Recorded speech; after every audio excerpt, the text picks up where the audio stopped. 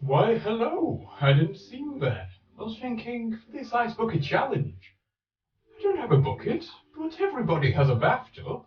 Why not just fill that bathtub with ice and add a little twist to the ice bucket challenge?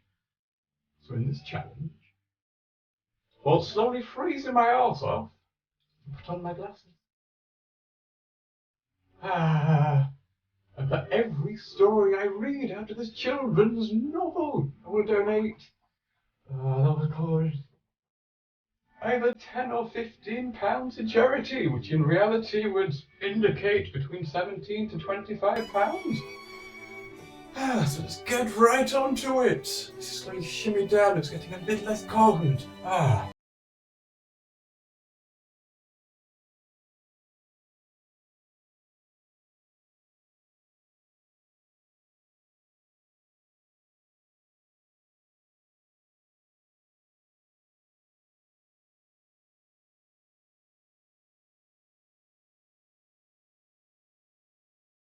For a monster, when they're asked what fancy dress do they dress up in a human costume or do they go as a person like you? Do they put on their best outfits and think of polite things to say? They will know more than a modest amount and dance in a fashionable way. Monsters aren't good at pretending. They gulp down the food in one go. When they take to the floor for a tango, they jerk and they stamp to and fro. No, monsters will always be monstrous. In fact, that's just something you can't hide. You might make a monster look human, but you can't change the monster inside. Now, it's either 10 or 15 pounds. We'll decide at the end when we figure out how many we've done. So do you see the beautiful little monster there? It's so cold. And the Timmy Troll. Timothy the Timmy Troll. Though horrible and hairy, had a meek, mild-mannered streak that simply wasn't scary. He said to Mum, all misty-eyed, I'd like to learn to sing. His father said, don't be absurd. Who'd hear of such a thing? But for Tim tried with all his might the highest note to reach, and all that he could manage was a shrill and evil screech. A sound that froze the very soul and made the windows crack. That's our lad to Mum and Dad and slapped him on the back. 2 stories down. This one is much longer. It's getting so much nice and warm in here. It's not so chilly anymore. The snow just ease down. Space school start. As soon as he woke up, Zach knew something was wrong. He looked at his clock. It was 9 o'clock. Today was the day of his junior astronaut test.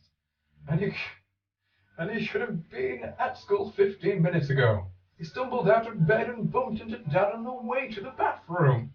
Dad pulled a face. Mum left early this morning, and my alarm clock didn't go off, he complained. I'm late for my test, said Zach. And I'm late for work, replied Dad. You'll have to get yourself to school today. Zach got his hover boots. He could fly really fast in them, then why did he need a lift in the first place? But then he remembered. They needed new batteries. Good point. AAA batteries to roll the entire world. Zach wasn't usually allowed to use a teleporting machine. Such a spoiled child. But he decided this was an emergency.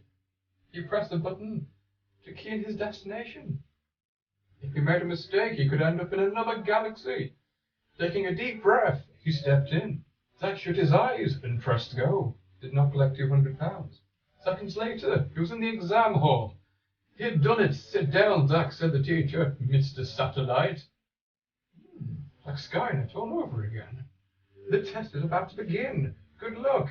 When Zach got home, Mum looked furious. I found your helmet in the teleportation machine. You teleported, there'd be no helmet in. There's so many plot holes in this book, he said. Yes, he was very self-aware. What have you been up to, Zach? That's a very dangerous machine. Then the satellite phone rang, still frowning at Zach. Mum answered it. When she ended the call, Mum went over to Zach. To Zach's surprise, she gave him a hug. That was your teacher, she said. You got full marks in your test today, and all it required was you to nearly get sent to the 1900s, and don't know what evil things happened there. You could help me out slightly. I'm in an ice bath for Christ's sake, slowly sinking in and getting colder and colder. Don't judge me. So I better let you off about the teleportation machine. You could take that to prehistoric times and bring back a dinosaur and enslave humanity. She gave Zach his space helmet. You'll be a great astronaut one day, Zach.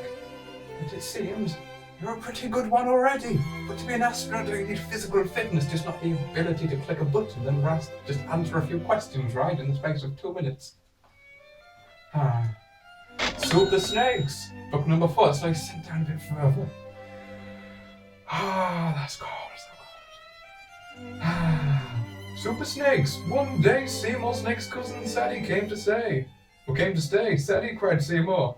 It's so good to see you. Come and meet my friends. You can play games with us. And I don't want to play games anymore, Sadie interrupted. I've been going to Madame Sylvina Snake School. It really makes sense now. Madame Sylvina always says a well-behaved snake may sliver and glide and wriggle and slide. But we don't swing or sway or climb or play. It's a bit of a very nice little world to live in. Well, will you come and meet my friend? Seymour asked. Oh yes, hissed Sadie. It would be rude not to. Hey Seymour, shouted Maxie Monkey. Come and play Coconut Cat with Mickey and me. You can come and play too, Seymour said to Sadie. No thank you, said Sadie. I'll just watch. Seymour spent hours hanging, swinging and climbing. Each time Seymour invited Sadie to join him.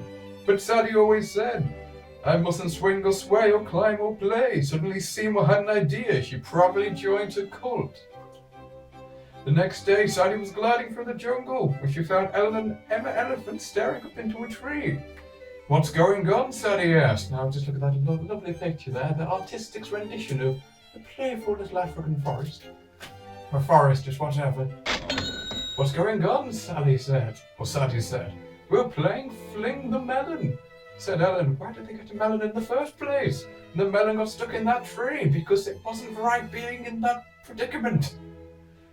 We can't reach it even though one's an elephant. Oh dear, said Sadie. I'm sure Seymour will be happy to help and climb up that tree to get it for you. But Seymour had disappeared and I have ice jabbing directly into my spine. Lovely. But Seymour had disappeared. Can't you help us, Sadie? Emma asked. We know about Madame Slyvia's rules, but surely Madame Slyvia must have taught you that it's important to help others. Yes, she did, said Sadie. So up she went, winding her way up the trunks and into the branches. She found the melon and gave it a shove. It fell down into Ellen's waiting trunk. Thanks, Sadie, said Emma. Are you coming down now? Not just yet, said Sadie. I want to try something first. With a quick wiggle, Sadie coiled herself round the branch and hung upside down above the elephant. This is stupendous. All in italics. See, they try to get the emotion in this book too, to make sure everybody reaches out to us. Makes us feel as if we're actually involved in the story. Sadie hissed. Okay, now that sounds more aggressive. She swung herself over to another tree. Whee, she cried, it's a flying snake. I knew you'd like swinging and climbing if you gave it a try. Could Seymour as I slowly sink further down into the bathtub, getting colder and colder. Oh, God. I knew you'd like swinging and climbing if you gave it a try, said Seymour, coming out from where he'd been hiding. Come up here, Seymour, Sadie called. But what will you tell Madame Slyvia? Seymour.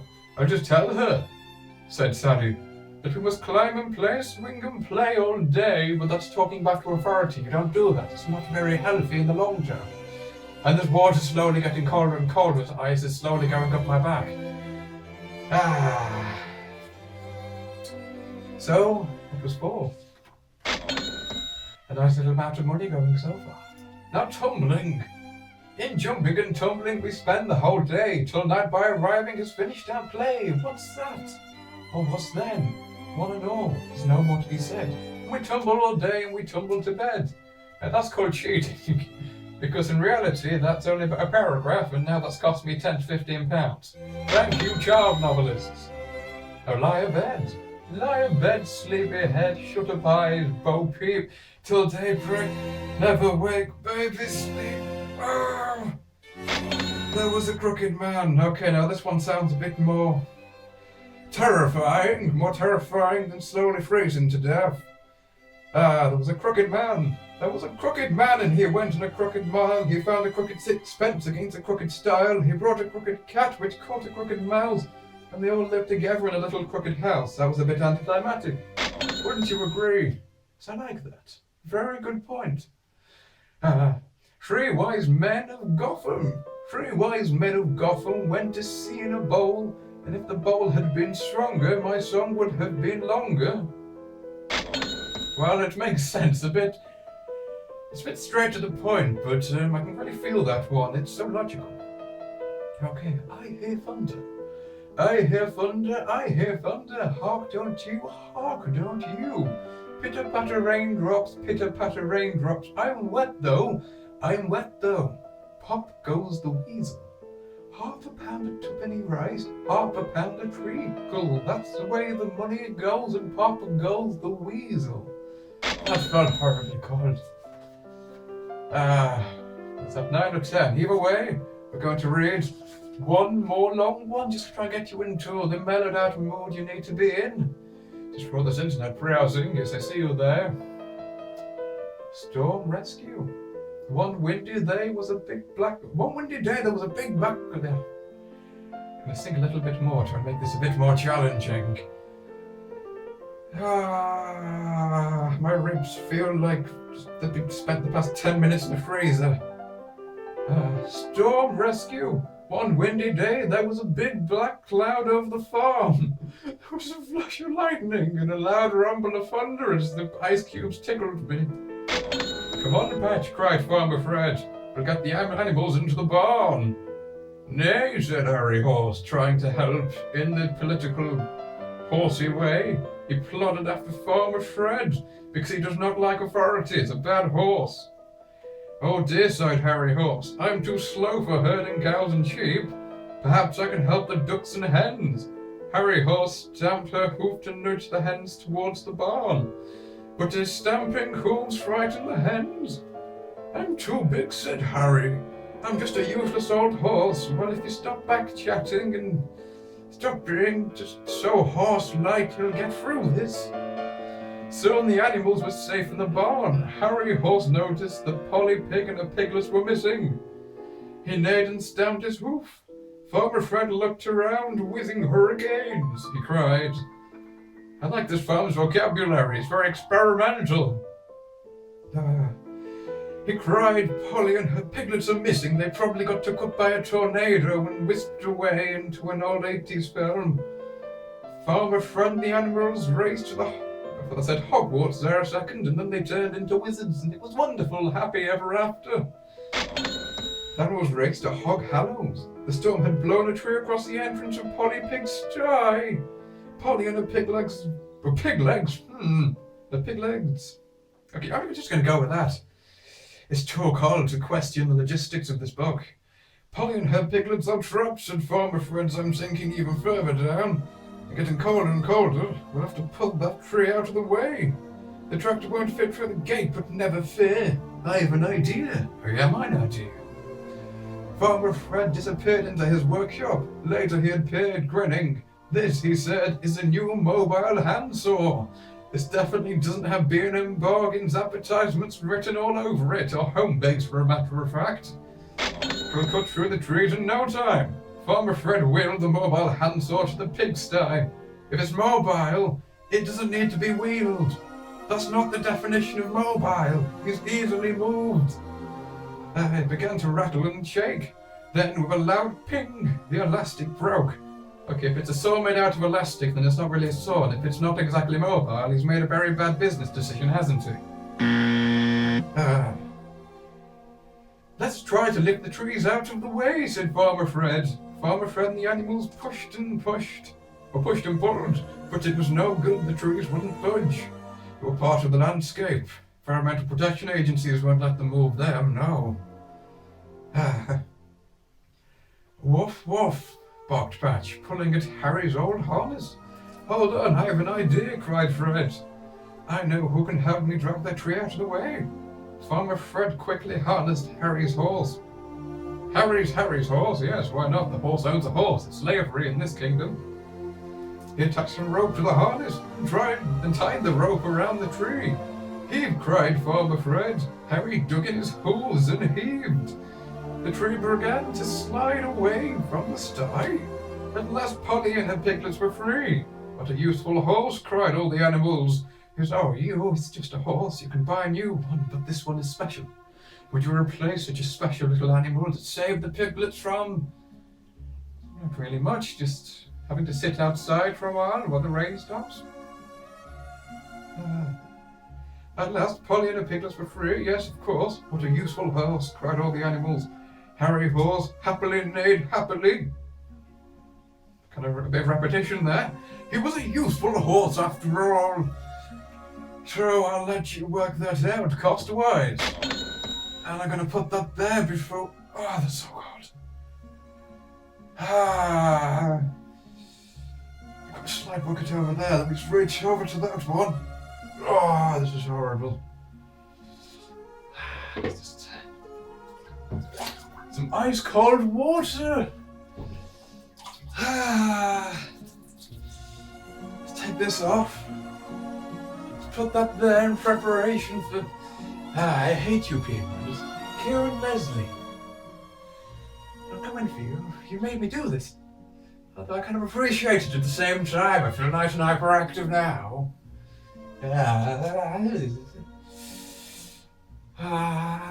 we have a countdown? I don't know. 3, 2. Let me move that book out of the way, 'cause I'm just going to grab the towel like a crazed psychopath. Put that over there. 3, 2, 1, go!